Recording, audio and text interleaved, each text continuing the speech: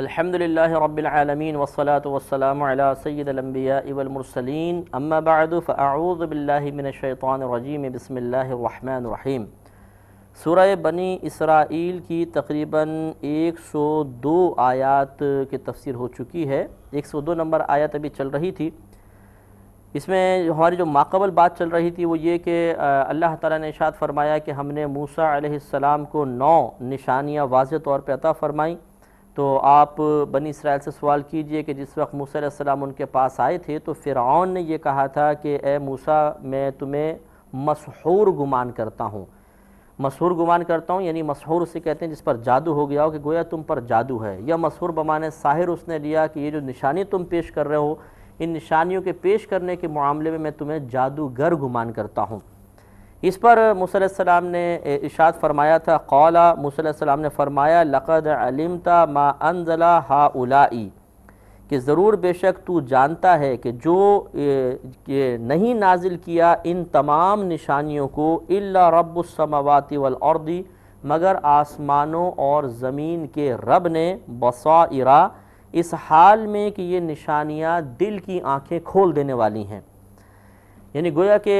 موسیٰ علیہ السلام نے فرعون کو سمجھایا کہ تو بھی اچھی طرح سمجھتا ہے کہ تو خدا نہیں ہے، یہ آسمان تو نے پیدا نہیں کیے، زمین تو نے پیدا نہیں کی، ہزارہ نعمتیں جو اس کائنات کے اندر موجود ہے تو اس بات کو تسلیم کرتا ہے کہ تو نے پیدا نہیں کی، کسی اور ذات نے پیدا کی ہیں۔ اسی طریقے سے تو ان نشانیوں کے بارے میں بھی اچھی طرح جانتا ہے کہ یقیناً یہ کسی انسان کی پیدا کردہ نہیں ہے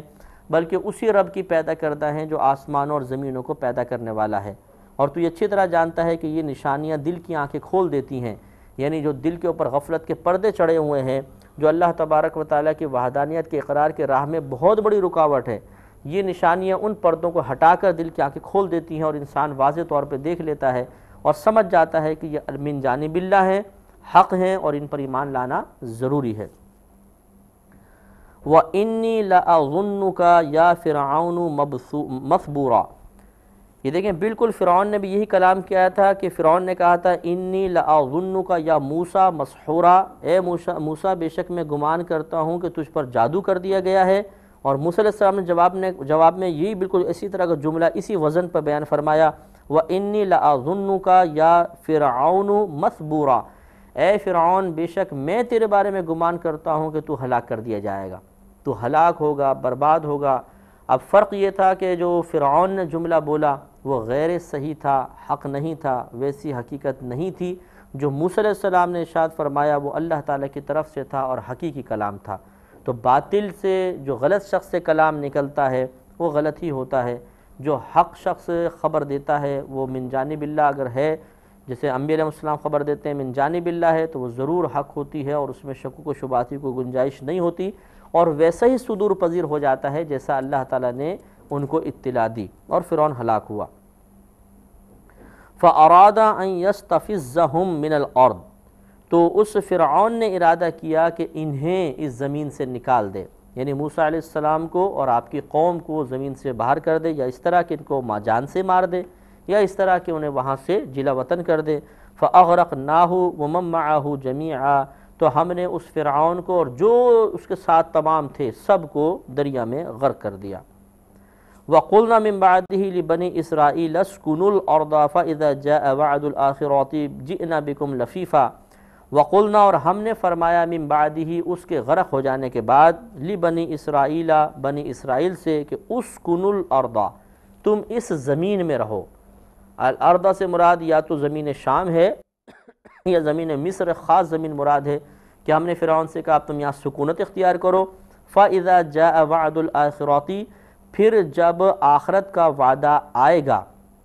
یعنی قیامت قائم ہوگی، تمہیں اٹھایا جائے گا، جِئْنَا بِكُمْ لَفِيفًا، تو ہم تم سب کو لپیٹ کر لے آئیں گے، یعنی جمع کر کے وہاں پر لے آئیں گے جب آخرت کا وعدہ ہوگا۔ تو گویا کہ یہ اشارہ فرما دیا اس طرف کہ آخرت میں تمہیں ضرور اللہ کی بارگاہ میں جمع ہونا ہے۔ تو اس زمین میں قیام کا مقصد کوئی افراتفری پیدا کروانا، کوئی فساد کروانا نہیں ہے، بلکہ آخرت کی تیاری کے سلسلے میں کچھ اسباب مہیا کرنا ہے۔ یہ سبب جب تمہیں حاصل ہو گئے، اسباب حاصل ہو گئے، تو ان کو استعمال کر کے اللہ تعالیٰ کی رضا حاصل کرو۔ وَبِالْحَقِّ أَنزَلْنَاهُ وَبِالْحَقِّ نَزَلَ،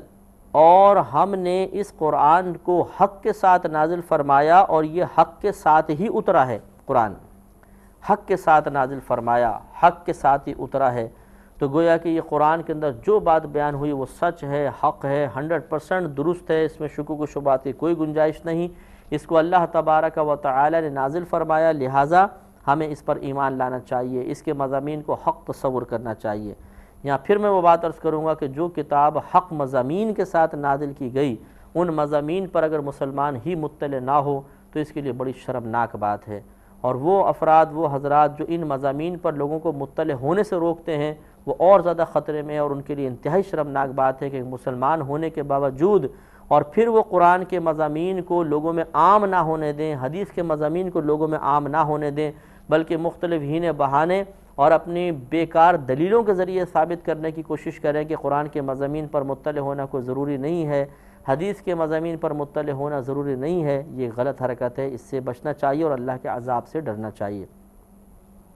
وَمَا أَرْسَلْنَاكَ إِلَّا مُبَشِّرًا وَنَذِيرًا، اور ہم نے آپ کو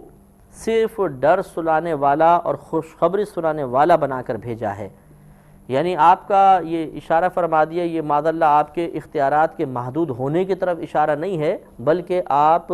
پر جو کفار الزام لگاتے تھے ان الزام سے آپ کو بری کرنا، اور اسی طرح آپ کی تسلی قلب مطلوب ہے کہ ہم نے تو آپ کو فقط خوشخبری سنانے والا اور ڈر سنانے والا بنا کر بھیجا ہے، اس سے زیادہ کا مکلف نہیں بنایا۔ جیسے کہ کافر کہتے تھے کہ بھئی آپ یہ بھی پیدا کر کے بتائیں، زمین سے نہریں جاری کر کے بتائیں، آسمان کو ہم پر گرا کر بتائیں، جیسے کہ پچھلے آپ نے پروگرامز میں دیکھا تو اللہ نے بیان فرما دیا کہ ان کاموں کے لیے ہم نے آپ کو نہیں بھیجا، ہم نے تو آپ کو مبشر اور نذیر بنا کر بھیجا ہے، لہٰذا آپ اس کے مکلف نہیں، تو آپ پر کوئی الزام بھی نہیں کہ نبی نے ہمارا مطالبہ پورا نہیں کیا۔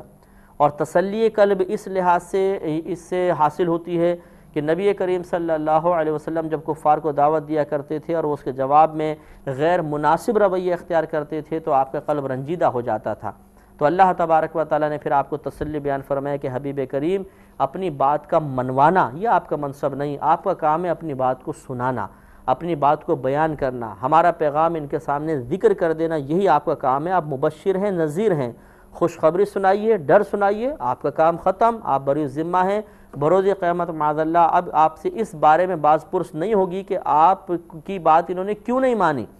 نہ ماننا یہ ان کا فعل ہے، یہ ان کا قصور ہے، اس کی ان کو سزا ملے گی۔ آپ کا کام تھا خوشخبری سنانا، آپ نے سنائی، آپ کا کام تھا ڈر سنانا، آپ نے سنا دیا، آپ بری ذمہ ہو گئے، آپ نے تبلیغ کا فریضہ سر انجام دے دیا، آپ نے اپنا حق ادا کر دیا، اس میں اب مزید آپ کے کسی معاملے میں کوئی گرفت نہیں ہے۔ تو اس میں تسلی قلب مصطفیٰ صلی اللہ علیہ وسلم بھی مطلوب ہے، آپ کی قلبی رنجیدگی کو دور کرنا بھی مقصود ہے۔ وَقُرْآنًا فَرَقْنَاهُ لِتَقْرَأَهُ عَلَى النَّاسِ عَلَى مُكْثٍ وَنَزَّلْنَاهُ تَنزِيلًا، اور ہم نے قرآن کو جدا جدا کر کے اتارا۔ جدا جدا کر کے اتارنے سے مراد ہے بتدریج اس کو اتارا، ایک ایک آیات، دو دو آیات، ایک سورت، دو صورتیں، جس طرح مصلیحت اور حوادث وغیرہ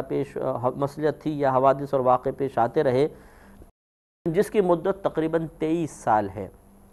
ایک تو ہے لوح محفوظ سے آسمان دنیا پر قرآن کا اتارا جانا، یہ ایک ساتھ تھا، اور اس کے بعد آسمان دنیا سے دنیا میں اس قرآن کو یا قلب مصطفیٰ صلی اللہ علیہ وسلم پر قرآن کے مضامین کو وارد کیا جانا، یہ تقریباً 23 سال تک مسلسل ہوتا رہا، کیونکہ 40 سال میں تو نبی کریم صلی اللہ علیہ وسلم نے بحکم الہی اعلان نبوت فرمایا، اور 63 سال آپ کی کل عمر ہے، تو 40 کے بعد پھر 23 سال ہی بچتے ہیں کہ پھر 63 سال پورے ہوتے ہیں، تو ان 63 سالہ عمر میں ان 23 سالوں کے اندر بتدریج قرآن نازل ہوتا رہا، اور نبی کریم صلی اللہ علیہ وسلم صحابہ کرام کے سامنے، لوگوں کے سامنے قرآن کو بیان کرتے رہے۔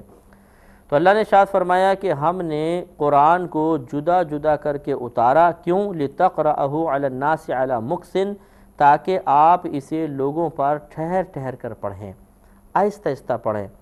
ایک ساتھ اتار دیا جاتا اور نبی کریم ایک ساتھ اس کو بیان فرماتے تو قرآن کے مضامین ذہن میں نہ بیٹھ پاتے، کہ ایک ساتھ ایک چیز کو بیان کر دینے سے کتنے آدمی مضامین یاد رکھے گا، تو آہستہ آہستہ اتارا، ایک مضمون اتارا تاکہ وہ ذہن نشین ہو جائے، پھر دوسرا، پھر تیسرا، پھر چوتھا،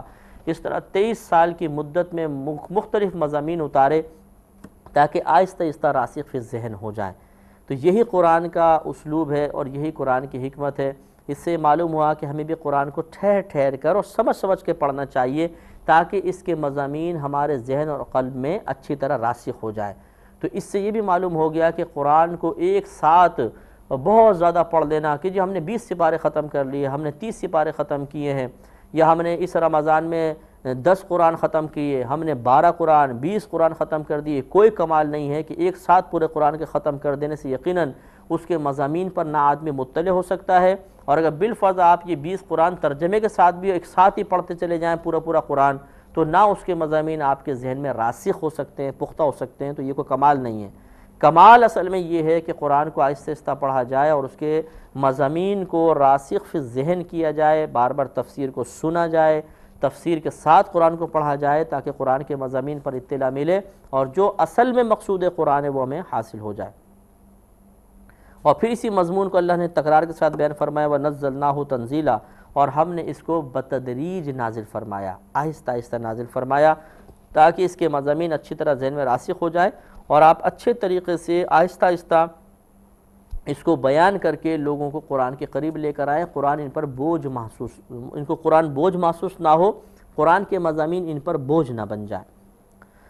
قُلْ آمِنُوا بِهِ أَوْ لَا تُؤْمِنُوا، آپ فرما دیجئے کہ اب تم اس پر ایمان لے کر آؤ یا ایمان لے کر نہ آؤ، یہ تمہاری مرضی ہے، تمہیں اس میں اختیار دے دیا گیا ہے، ایمان لاؤ گے انعامات پاؤ گے، انعام نہیں لاؤ گے تو تمہیں سزا ملے گی۔ تو گویا کہ معاذ اللہ اس میں یہ نہیں ہے کہ اختیار دیا جا رہا ہے کہ کوئی یہ کہہ دے کہ جی دیکھو اللہ نے تو فرمایا تھا تم ایمان لاؤ یا نہ لاؤ، تمہاری مرضی ہے، تو ہم اللہ کے حکم پر عمل کر رہے ہیں کہ ایمان لے کر نہیں آیا تو اس پہ سزا کیوں؟ تو یہ اسی طرح ہے جیسے بلا تمثیل ایک باپ جیسے بیٹے کو کہے کہ اب میں تم سے ناراض ہوں، تم چاہیے کرو یا نہ کرو، تمہاری مرضی ہے۔ تو اس کا مطلب یہ نہیں ہے کہ وہ غلط کام کے بارے میں کہہ رہا ہے کہ کر لو، بلکہ اظہار ناراضگی بیان کرنا مقصود ہے کہ اللہ ادھر بھی ایسی معاملہ ہے کہ اللہ تبارک و تعالی نے قرآن نازل فرمایا اور جس حکمت کے ساتھ ایک انسانی بشری تقاضے کے مطابق اس کا نازل ہونا چاہیے تھا، اللہ تبارک و تعالی نے بتدریج ویسے ہی اس کو نازل فرمایا اور اب فرما دیا کہ حبیب ان سے کہہ دیجیے اب تم ایمان لانا چاہو تو بہت اچھی بات ہے، تم اس میں آخرت میں تمہیں اس کا انعام ملے گا، اور نہ لانا چاہو تو تمہارے قدرت و اختیار میں تو ضرور ہے، اللہ نے اس میں تمہیں اختیار دیا ہے، لیکن اس کی آخرت میں تمہیں سزا ملے گی۔ اب ان صحابہ کا تذکرہ فرمایا کہ جو قرآن عظیم کو سنتے تھے، سمجھتے تھے اور قرآن کے مضامین کو حق تسلیم کرتے تھے، پہلے اہل کتاب میں سے تھے اور بعد میں ایمان لے کر آئے، جیسے ابو ذر غفاری رضی اللہ تعالیٰ عنہ، سلمان فارسی رضی اللہ تعالیٰ عنہ، اور دیگر مطلب جو جیسے عبداللہ بن سلام جو یہودی ایک عالم تھے، انہوں نے بھی مطلب توریت میں، زبور وغیرہ میں ان لوگوں نے پہلے قرآن یا انجیل میں قرآن کے بارے میں سن لیا تھا، نبی کریم صلی اللہ علیہ وسلم کی نشانیاں پڑھ لی تھیں، اور جیسے ہی نبی کریم نے اعلان نبوت فرمایا اور ان کو موقع ملا تو انہوں نے فوراً اس اعلان کو قبول کیا، آپ کی نبوت کا اقرار کیا اور پھر قرآن پاک کے مضامین کو سمجھا اور ان سے مکمل طور پہ اکتساب فیض کیا۔ ان کا اللہ تعالیٰ بطور ثنا، بطور حمد تذکرہ فرما رہا ہے، یعنی ان کی حمد کی جا رہی ہے، ان کی ثنا کی جا رہی ہے، ان کی تعریف اللہ تعالیٰ بیان فرما رہا ہے۔ تو کن خصوصیات اور صفات کی بنا پر تعریف ہے وہ ہمیں سمجھنی چاہیے، سننی چاہیے اور اپنی ذات میں بھی اس کو دیکھنا چاہیے، محسوس کرنا چاہیے۔ لہذا ارشاد فرمایا کہ ان الذین اوتوا العلم من قبلہ اذا یتلی علیہم یخرون للاذقان سجدا۔ ان الذین اوتوا العلم من قبلہ، بے شک وہ لوگ جنہیں آپ سے پہلے علم دیا گیا، یعنی اہل کتاب،